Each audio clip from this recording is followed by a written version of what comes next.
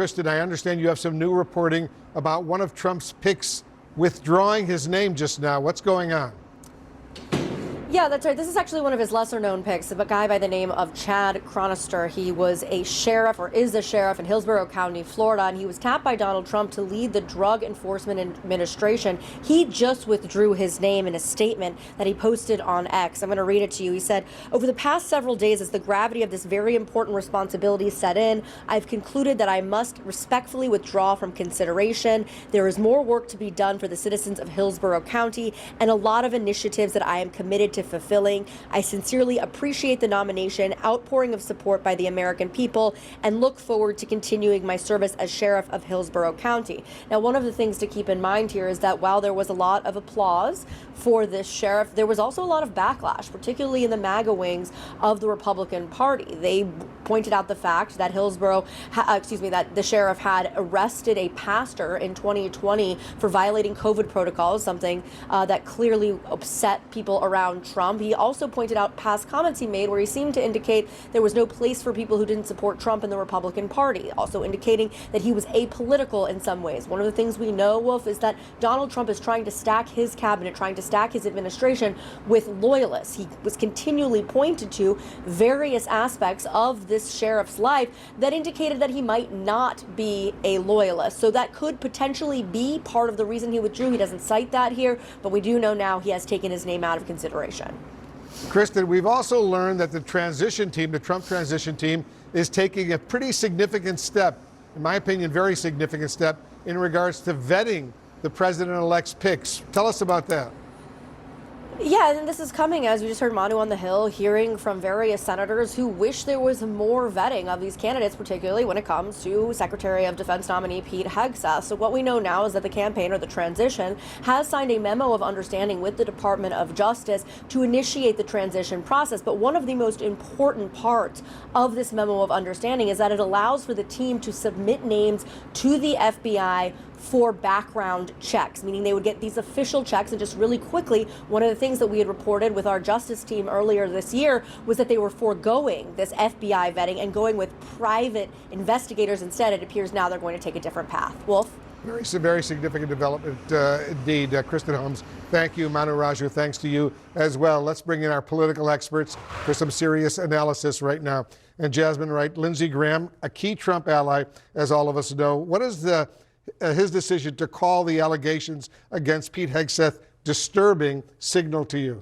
Yeah, well, I think if I was a Republican, it would be kind of concerning to me because Lindsey Graham is somebody who, yes, is a key Trump ally, but he's also a pretty frank senator with reporters. He says things how he feels. So if he's saying that publicly, I think you have to question what he and other senators are back channeling to the Trump transition privately, what their feelings are about the Secretary of Defense. My outlet Notice has been on the Hill the last 2 days asking senators about all of these people that they would have to confirm. And it's really clear that the conversations and concerns around Pete Hegseth are very different than some of the other nominees. And so, of course, now these background checks are going to go, something that I think gave senators a lot of concern that these background checks are going to go forward. Of course, they're going to get more information, but certainly these drip leaks about allegations from drinking to sexual assault to other issues does not forebode well for the nominee. You think, Lauren Tomlinson, you think that these comments from Lindsey Graham are going to necessarily open the door for other, not just Democrats, but Republicans to question Pete Hegseth's confirmation? No, I don't think so. I think, like you said, Lindsey Graham is pretty blunt when it comes to speaking with reporters, particularly about national security issues, which is a good thing. But you've also seen an outpouring of support among Republican senators with some that he's met. Tommy Tuberville, for example. I really pay attention to Roger Wicker and what he is saying about the nominee since he's the incoming Senate Armed Services chair.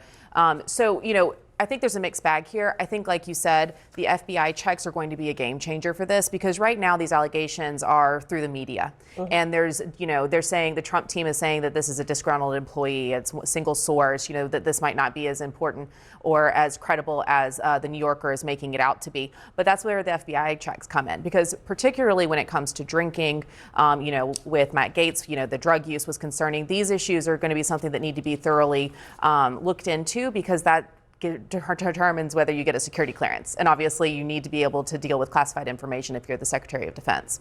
You know, Ashley, it's interesting because the incoming chairman of the Senate Armed Services Committee, powerful committee, especially dealing with a potential nominee to become the Secretary of Defense, says he expects to see a whistleblower report outlining allegations of misconduct during Hex's time running a veterans group. How tough will this confirmation process wind up being?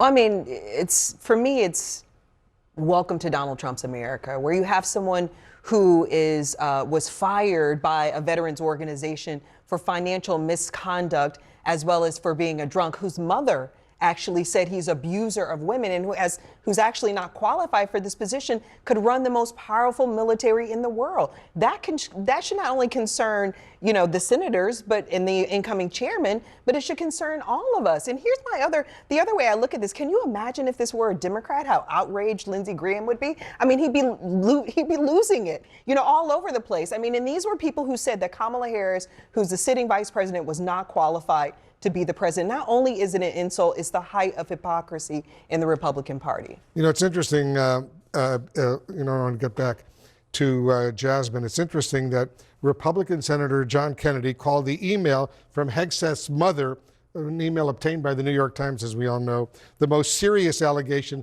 against him. I want to read part of that email, and here's a quote. "I have no respect for any man that belittles, lies, cheats, sleeps around, and uses women for his own power and ego. You are that man and have been for years. And as your mother, it pains me and embarrasses me to say that, but it is the sad, sad truth." You think he can overcome a damning email like that from his mom? Well, his mom did also come out in that same article and say that she regretted it and she, you know, was at the heat of the moment or whatever, basically saying that she no longer believed that. But certainly that's something that the senators are going to have to look at, and that's certainly something that the American public is going to be influenced by too, if he were to be confirmed and run that department. I think that there are going to be a lot of things that come out in the wash, not just for him, but for certainly all of these nominees, particularly because the vetting was done by private companies initially, and now it will go to the FBI. And so this is just going to be one of the things certainly that he has to overcome, but they're going to be looking into those allegations that just continue to kind of pour out from these different media companies, that one included. And we'll see what emerges from the upcoming FBI background check, which could be very significant as well. What do you think, Lauren? I think that the senators have laid the groundwork, that they're going to ask these questions and make sure that there's sufficient answers there. But the Trump team is framing this as corporate media going after him, the defense industrial base being scared that he's going to come in and shake things up. So you already have this messaging that's coming out that this is an attack and that we shouldn't believe any of these things. And like you said, a lot of these attacks have also been, oh, it's one whistleblower that has been discredited. The mother retracted the statements. It was in the heat of the moment. She sent an apology. So I think that the confirmation hearings are going to be very important to watch. And like they said, very important. Yeah, I mean, I think, Wolf, at the end of the day, this really continues to lower the bar. And this is what we should come to expect from Donald Trump, who himself is a convicted felon, who's standing trial, who's, you know, accused of, we saw with our own eyes, initiate an entire insurrection against our government. So it's like, what do we come to expect from this incoming president? And I think that's the unfortunate part, is the bar continues to be lowered and lowered and lowered. I don't think so. I think that it's just that it's different. And I think that there is a lot of attacks right now because he's sitting out here for multiple weeks, and people are going to just continue to lobby attacks against him and see what sticks. I mean, from his own mother. His mother said he has a history. She also said he has a history. She said that she regretted the statements, and I'm not going to get into family fights. I mean, we know how, you know, those go. I do know that if he still is the nominee, these Senate confirmation hearings for him are going to be very, very lively.